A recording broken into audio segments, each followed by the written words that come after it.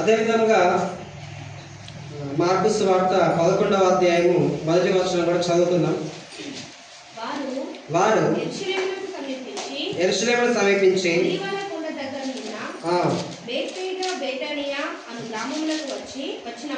వచ్చినప్పుడు చదవండి. మీ ఎదురున్న గ్రామంలో వెళ్ళుడి, అందులో మీరు ప్రవేశింపగానే కట్టబడిన ఒక గాడిద పిల్ల కనబడును. కూర్చుండలేదు, దాన్ని విప్పి తోలుకొని రండి. చాలు. చూడండి, ఇక్కడ యేసుక్రీస్తు ప్రభుల వారికి మరి గాడిద పిల్ల అవసరమైంది. ఎవరు అవసరమైనారంట? గాడిద పిల్ల. మరి మన యేసుక్రీస్తు ప్రభుల వారు ఏమై ఉన్నారు ఈ లోక పరంగా చూస్తే? చెప్పండి. మన యేసయ్య ఏమై ఉన్నారు? రాజు కదా. ఏమైనాడు? రాజు. మరి యొక్క రాజు అనే వ్యక్తి దేని మీద రావాలి? గుర్రాల మీద రావాలి కదా. గుర్రం మీద వస్తే అక్కడ యుద్ధం జరిగినట్టు. ఒక రాజు గుర్రం మీద వస్తున్నాడంటే అక్కడ యుద్ధాన్ని జరిగించేవాడుగా ఉంటాడు. కాబట్టి మరి యేసుక్రీస్తు ప్రభుల వారు మరి దేన్ని తీసుకున్నామంటున్నాడంట? ఒక గాడిదను, కట్టబడి ఉన్న ఒక గాడిద పిల్లను తీసుకొని రమ్మన్నాడు. ఎందుకంటే అక్కడ చూడండి, ఏ ప్రాంతంలో బెతాని అనే మరి ప్రాంతంలో యేసుక్రీస్తు ప్రభుల వారు మరణానికి ముందుగా ఆయన చేస్తున్న ప్రయాణం చిట్ట చివర ప్రయాణం. మరి ఆ చిట్ట చివరి ప్రయాణంలో ఆయన దేని మీద వస్తున్నాడంటే ఒక గాడిద పిల్లని ఎంచుకొని ఆయన యేసయ్య మరి ఆ యొక్క యెరూషలేమునకు సమీపించడానికి, మరి యెరూషలేము వీధుల్లో మరి ప్రయాణం చేయడానికి, తన బిడ్డను కలుసుకోవడానికి యేసయ్య మరి గాడిద పిల్లని ఎంచుకొని ఆ గాడిద పిల్ల మీద కూర్చొని ఆయన వస్తున్న ప్రియమైన బిడ్డలారా, మత్తయి సువార్త 21వ అధ్యాయంలో కూడా చూసినట్లయితే ఇక్కడ ఏమని ఎంచుకున్నాడంటే చూడండి ఒకసారి మళ్ళీ అన్నమాట. 2వ వచనం, ఆయన ఎదుర్కొని పోయి జయము ప్రభు పేరిట వచ్చుచున్న ఇశ్రాయేలు రాజు స్తుతింపబడునుగాక, ఆమేన్. చూడండి, ఆయన ఎదుర్కొని పోయి ప్రభు పేరిట వచ్చేవాడు ఏం పట్టుకుని వస్తున్నాడంట? ఖర్జూరపు మట్టలు. ఏం పట్టుకుని వస్తున్నాడంటమ్మా? మత్తయి సువార్తలో, మార్కు సువార్తలో కొమ్మలను రాయబడ్డది, కానీ యోహాను సువార్తకు వచ్చేసరికి ఆ మట్టలు ఏంటంటే ఖర్జూరపు మట్టలు. ఏం మట్టలంట? ఖర్జూరపు మట్టలు. ఇప్పుడు మనం ఏం పట్టుకోవచ్చినాం? ఖర్జూర మట్టలు అవి.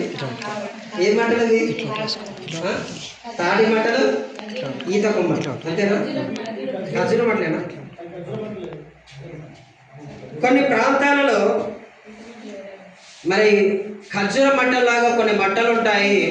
మరి ఆ మట్టలు కూడా వాళ్ళు ఏం చేసేవాళ్ళంటే మరి ఫామ్ సండే కాబట్టి కొన్ని రకరకాల అంటే కొన్ని ఏరియాల్లో కొన్ని దేశాల్లో, మన దేశంలోనేమో అదేంటి అవేంటి తాటి కొమ్మలు తెలుసు కదా, తాటి మట్టలు, కొబ్బరి మట్టలు, ఈత మట్టలు తీసుకొని వచ్చి మరి మరి మట్టల ఆదివార దినమున ఆయన సూచనగా మరి ఈ విధంగా మరి ఆ దినమున ఇజ్రాయెల్ ప్రజలు చేసుకున్నారు. కాబట్టి మనం కూడా ఈ దినమున మట్టల ఆదివార దినమును మనం చేసుకుంటున్నాం.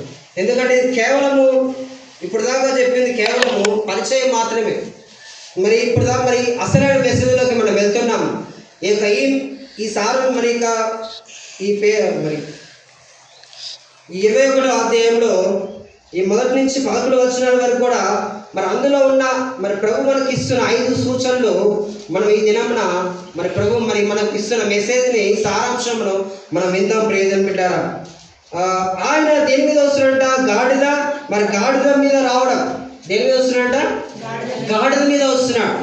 కానీ రాజు అనే వ్యక్తి గుర్రం మీద వస్తే అక్కడ యుద్ధం జరుగుతుంది. కానీ యుద్ధాలు జరిగించిన రాజులు మరి ఆ కాలంలో దావీదు కానీ మరి సొలొమోను మహారాజు కానీ మరి సౌలు మహారాజు కానీ వాళ్ళు యుద్ధాలు చేయడానికి మరి గుర్రాలను ఉపయోగించారు. కానీ మన రాజు అని యేసుక్రీస్తు ప్రభుల వారి మన దగ్గర రావడానికి ఒక గాడిద పిల్లని ఎంచుకున్నాడు. అంతే కదా. చూడండి, యేసుక్రీస్తు ప్రభువు వారు మన దగ్గర తన బిడ్డల దగ్గర రావడానికి ఒక గాడిదను, ఎన్నికలైన ఒక గాడిద పిల్లను ఆయన ఎంచుకొని మరి యెరూషలేమును సమీపిస్తూ యెరూషలేములో ఉన్న ప్రజల ఎదుగు తన బిడ్డల దగ్గరికి ఆయన వెళ్తూ ఉన్నాడు. ప్రియమిత్రులారా, చూడండి, ప్రకటన గ్రంథము 19వ అధ్యాయము 11వ వచనంలో చదువుతాం. ప్రకటన గ్రంథం 19:11. మరియు అప్పుడు ఇదిగో తెల్లని గుర్రం ఒకటి కనబడును, నమ్మకమైన వాడును సత్యవంతుడును, ఆయన నీతిని బట్టి విమర్శ చేయొచ్చు, యుద్ధము జరిగించుచున్నాడు. ఆయన నేత్రములు అగ్నిజ్వాల వంటివి, ఆయన శిరస్సు మీద అనేక కిరీటములుండెను, రాయబడిన ఒక నామము, ఆయన కలలు అది ఆయనకే గాని మరి ఎవరికి తెలియదు. చూడండి, ఇక స్పష్టంగా రాబడ్డది. మరి పరలోకము తెలబడిందంట. అప్పుడు తెల్లని గుర్రం ఒకటి కనబడ్డది. ఏం కనబడ్డదంటమ్మా? మరి దర్శనం ఎవరు చూస్తున్నారు? ఈ దర్శనం ఎవరు చూస్తున్నారు? ఈ దర్శన గ్రంథమే కదా. ప్రకటన గ్రంథం అంటే ఏంది? యోహాను గారు. ఎక్కడ? ఏ ద్వీపంలో? ఏ ద్వీపము? భస్మాసుమ ద్వీపమున ఆయన ఒక దర్శనం చూస్తున్నాడు యేసయ్య. మరి ప్రకటన దర్శన గ్రంథం గురించి, దర్శనం గురించి, అనేకమైన రాబో కాలంలో జరగబోసిన సంగతుల గురించి యేసయ్య మరి యోహాను గారికి దర్శన రూపకంగా అనేకమైన విషయాలు యోహాను గారికి యేసయ్య తెలియజేస్తాడు. ఈ తెలియజేస్తూ ఈ 19వ వచనము, ఈ 11వ వచనంలో, 11వ వచనంలో మరి ఆయనకి ఏం కనపడుతుందంట? ఒక తెల్లటి గుర్రం కనపడుతుందంట. ఆమేన్. ఏం కనపడుతుందంటమ్మా? తెల్లటి గుర్రం కనపడుతూ దాని మీద కూర్చున్నవాడు నమ్మకమైన వాడు. ఎలాంటి వాడంట మన యేసయ్య? ఎలాంటి వాడు? మనం ఏమి ప్రార్థన చేస్తాం? మనకు తొందరగా ఆన్సర్ రాకపోతే, అయ్యా మనుషుల కన్నా కొంచెం నమ్మకం లేదే అని మనం అంటాం కదా. మన దేవుడు ఎలాంటి వాడు? వాక్యంలో ఉంది, నమ్మకమైన వాడు, సత్యవంతుడు నామము గలవాడు. నమ్మకమైన వాడు, సత్యవంతుడు నామము కలిగినది. సత్య సంబంధులందరూ నా మాట వింటారంట. సత్యం వారిని మరి ప్రభు అంటాడు, సత్యమునందు వారిని ప్రతిష్ఠ చేయి తండ్రి అని యేసయ్య ప్రార్థన చేస్తాడు. ప్రేమింటారు. చూడండి, మరి అతని పేరుకి సమాధానకర్తయగు రాజు. ఆమేన్. ఏంటంట? సమాధానకర్తయగు రాజు. మరి ఆ సమాధానకర్తయగు రాజు అయిన యేసయ్య మన దగ్గర తన పిల్లలమైన మన దగ్గరికి ఏం తీసుకొని వస్తున్నాడంట? సమాధానమును తీసుకొని వస్తున్నాడు. ఆమేన్. ఏం తీసుకొని వస్తున్నాడంట? ఆ కాలంలో ఇశ్రాయేల్ ప్రజలకి సమాధానం తీసుకొచ్చిన ఆ ప్రభువే ఈ కాలంలో ఇప్పుడు మన దగ్గరికి ఏం తీసుకొని వస్తున్నాడంట? సమాధానం అనే సూచన తీసుకొని వస్తున్నాడు. చదువుదాం ప్రియమిత్రులారా, యెషయా గ్రంథము 9వ అధ్యాయం 6వ వచనంలో చదువుదాం. యెషయా గ్రంథం 9:6.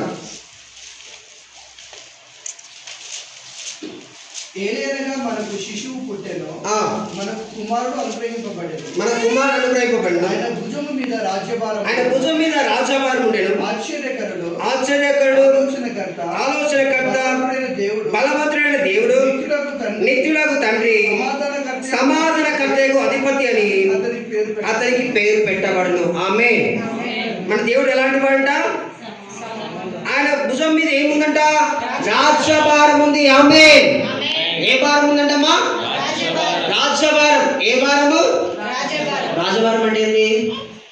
మనం ఎట్లయితే రక్షింపబడ్డామో ఈ ప్రపంచంలో ప్రజలందరూ కూడా ఆయన తెలుసుకొని అంగీకరించి తమ పాపంలో ఒప్పుకొని విడిచిపెట్టి ఆయన వైపు తిరిగి అందరూ కూడా యేసే బిడ్డలు కావాలని, పరలోకంలో ప్రవేశించాలని మరి పరలోకమైన తండ్రి యేసే మీద ఏం పెట్టాడంట? భారం. ఏ భారం అది? రాజ్యభారం. ఏ భారం? రాజ్యభారం. మరి మన మీద పెట్టలేదా? పెట్టడా లేదా? ఏం పెట్టిండు? భారం పెట్టడా లేదా? మనం ఏమనుకుంటామంటే అదొక బరువు అనుకుంటాం. అంతేనమ్మా? మనం ఏమనుకుంటామంట? బరువు అనుకుంటాం. కానీ బరువు కాదు అది. ఏంటంట? నిజంగా ఆయన మనం ప్రేమిస్తున్నాడు కాబట్టి ఈ ప్రపంచంలో ప్రజలందరి నిమిత్తము ప్రార్థన చేయాలని మన మీద కూడా యేసే ఏం పెట్టిందంట?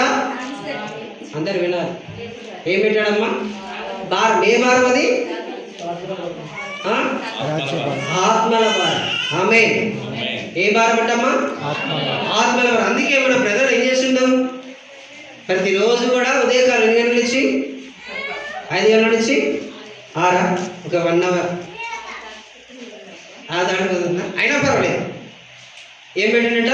భారం పెట్టాడు. అనేక ఆత్మలు నశించిపోతున్న అనేక ఆత్మల కోసము ప్రార్థన చేయాలని ఒక భారం పెట్టాడు.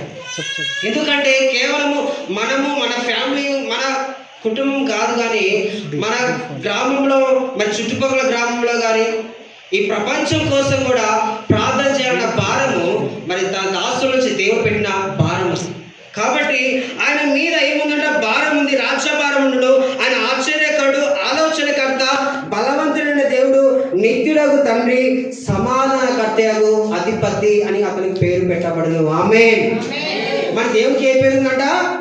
సమాధానకర్తయగు అధిపతి. ఆమేన్. ఏ పేరు అది? సమాధానకర్త. చూద్దామా? రోమపత్రిక 5వ అధ్యాయం 1-11 వచనం.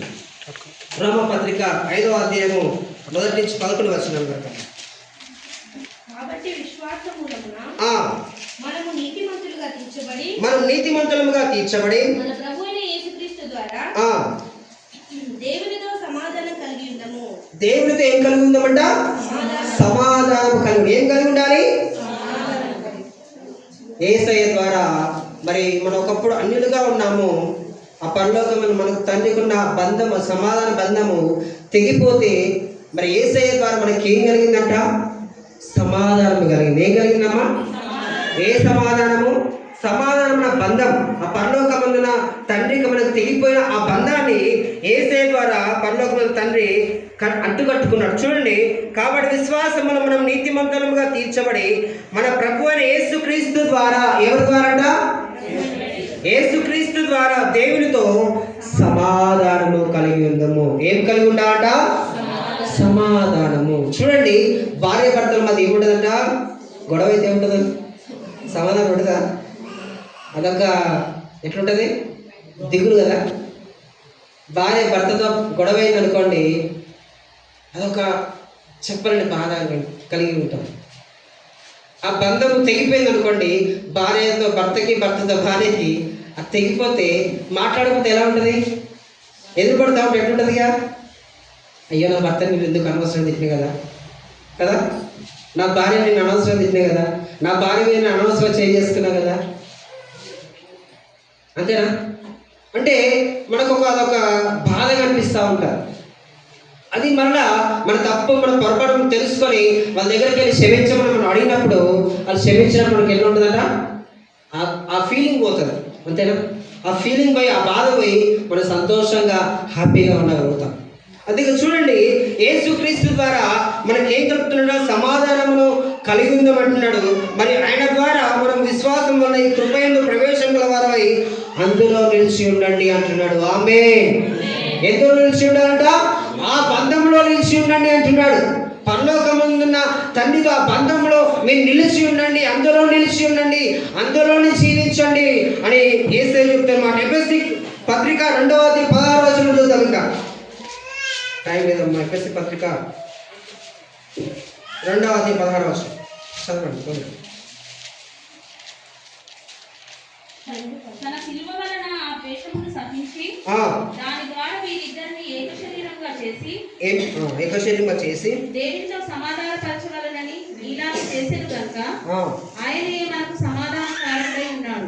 ఆయన ఏమైనాడంట? తన సిలువ వలన ఆ ద్వేషమును సంహరించి దాని ద్వారా వీరిద్దరిని ఏక శరీరంగా చేసి దేవునితో సమాధానపరచమని ఇలాగ చేశాను కనుక ఆయనే మనకు సమాధాన కారకుడై ఉన్నాడు. ఆమేన్. ఏమైనాడంటమ్మా? సమాధాన కారకుడై ఉన్నాడు కదా. నిజంగా మన దేవుడు గొప్పవాడే కదా, గొప్పవాడు. కొన్ని సందర్భాల్లో మనం ఆ ప్రేమ నుండి వైదొలిగిపోతాం, కానీ ఆయనకున్న మన మీద ఉన్న ప్రేమ ఎప్పుడు కూడా తొలగిపోతుందా? పిల్లలు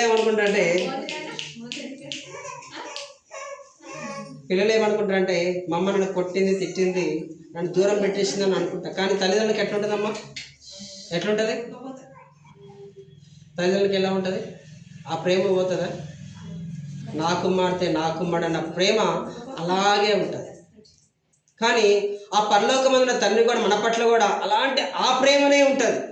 మనమేమనుకుంటామంటే ఆయన దగ్గర నుంచి ఇంకా సమాధానం రావడం లేదు, జవాబు రావడం లేదు, దేవుడు నన్ను కనికరించడం లేదు, మనం బాధపడుతూ ఉంటాం. కానీ మనకి ఆయనకున్న బంధము అనేది తెగిపోదు. ఎందుకంటే మనం తప్పులు పొరపాటు చేసినప్పుడు ఆ బంధం తెగిపోతూ ఉంటుంది. కానీ దేవుడిని మర్చిపోయాను మనం అనుకుంటాం, కానీ మనమే దేవుని మర్చిపోతూ ఉంటాం. మనమే దేవుని విడిచిపెట్టి మరి మనకిష్టం వచ్చినట్టుగా తిరుగుతూ ఉంటాం ఈ లోకంలో. కానీ మనకు ఆయన ఏమైందంటే సమాధాన కారకుడు అయినాడు. ప్రేదను పెట్టారు. ఇంకా చూసినట్లయితే మరి రెండవ సూచనగా చూసినట్లయితే రాజుల గ్రంథము 9:12 చూద్దాం. రాజుల గ్రంథము 1 రాజులు 9:12.